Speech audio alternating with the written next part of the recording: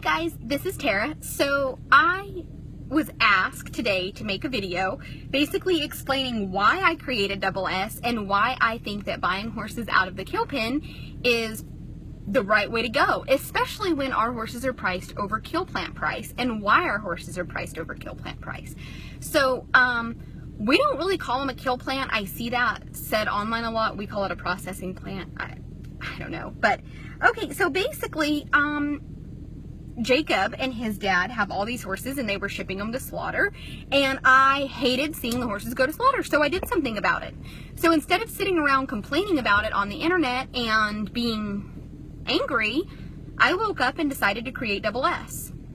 33,000 members later, Double S is one of the largest networks for rehoming kill pen horses. There are a couple maybe that are bigger, but we literally have 33,000 members and we grow every day.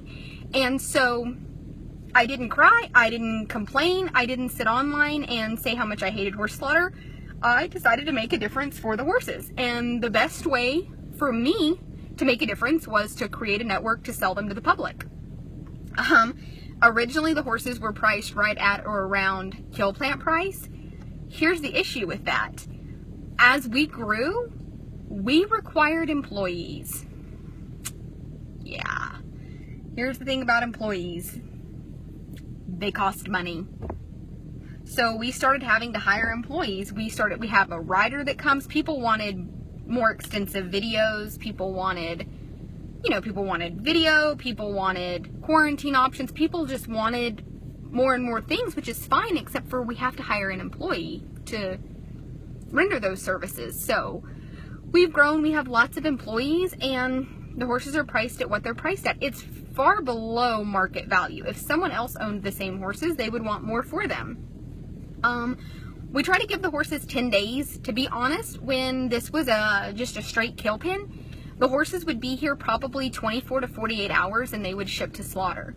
They would go to the sale and try to buy a full load, bring them here, chip them, tag them, and then like within 24 to 48 hours, the horses would be gone.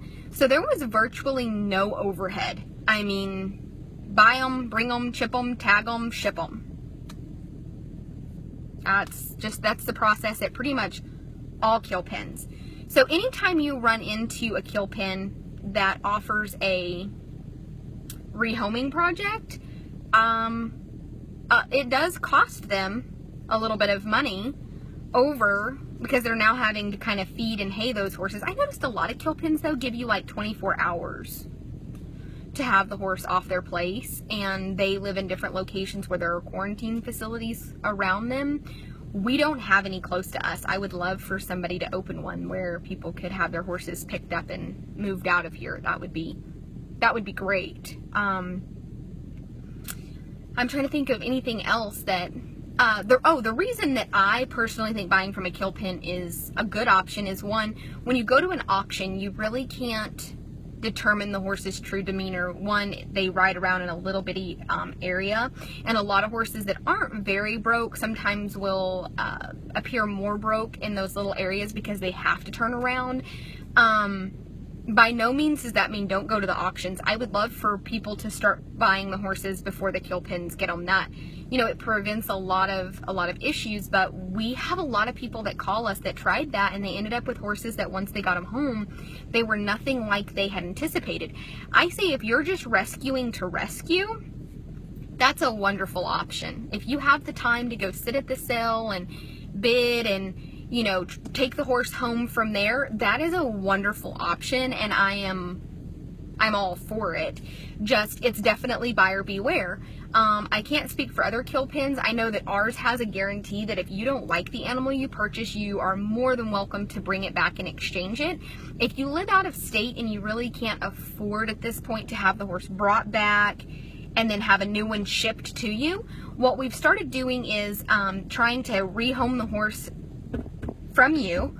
So like if you live in Tennessee, right now we have a lady in Tennessee, she has a horse that's a little bit too much, they really don't want to send it back to the kill pen, it's already been through quarantine, so we have him offered for sale for only like $200 more than what she paid, plus she's already paid quarantine, she's already paid the vet work. I mean, this lady has done a lot for this horse and she wants him to find a home, so we can do that. And then basically you pay me for the horse, you go and pick him up, and we have one here that will go to them on the next Tennessee load.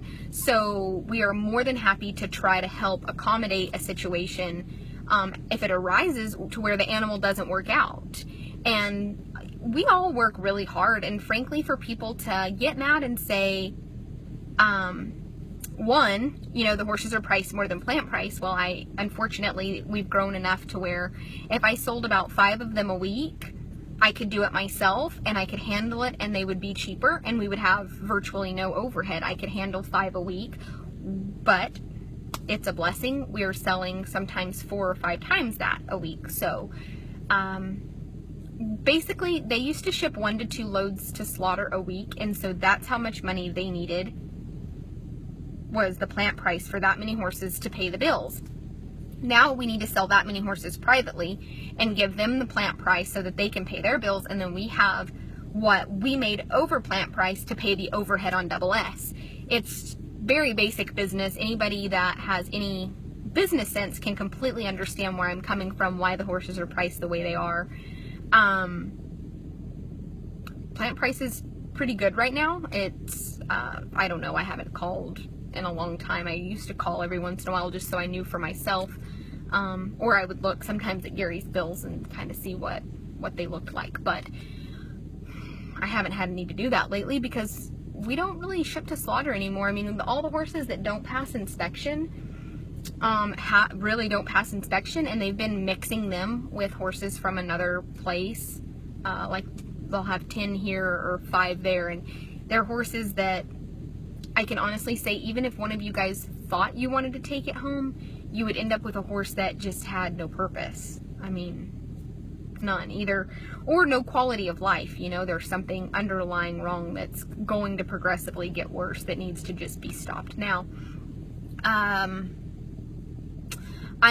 I'm really not wanting to debate slaughter. I'm not wanting to debate the prices. I just have been asked a lot of questions lately that I felt like I probably should answer, and I didn't want to have to type them all out. So that's kind of in a nutshell why they're priced the way they are. And there's a lot of people that are just really anti-slaughter, and they're anti-Double S, and they hate me, and they want to fight, and that's fine. I'm not interested. I'm not interested in fighting at all. I'm past the fighting. I'm not interested in this argument with the mule person either.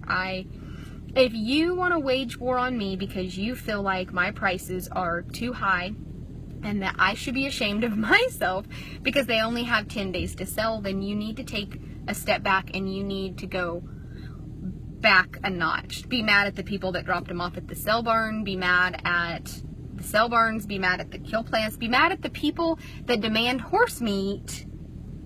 You know, that's funny. I never hear anybody say, those damn French, we hate them, they're monsters, they eat horse. No, it's the damn kill buyers, they're monsters. I don't know. The problem is just so much bigger than any one person, and I just think that we definitely need to take a step back, look at the bigger picture, and instead of fighting online, we need to just do every day what's best for the horses. And fighting online is not what's best for the horses, the mules, the drafts, or the donkeys.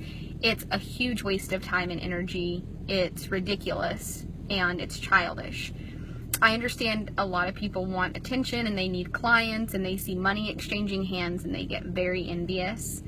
But I'm going to be really honest, blowing out somebody else's candle really doesn't make yours shine any brighter.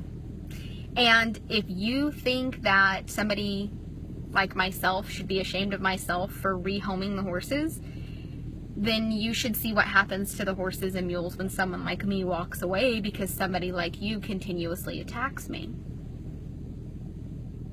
So, you attack me and I'm getting pretty wore thin and I quit doing this. The same numbers, probably more numbers at that point, are going to sell every week, and they're going to sell directly to slaughter. And you're right.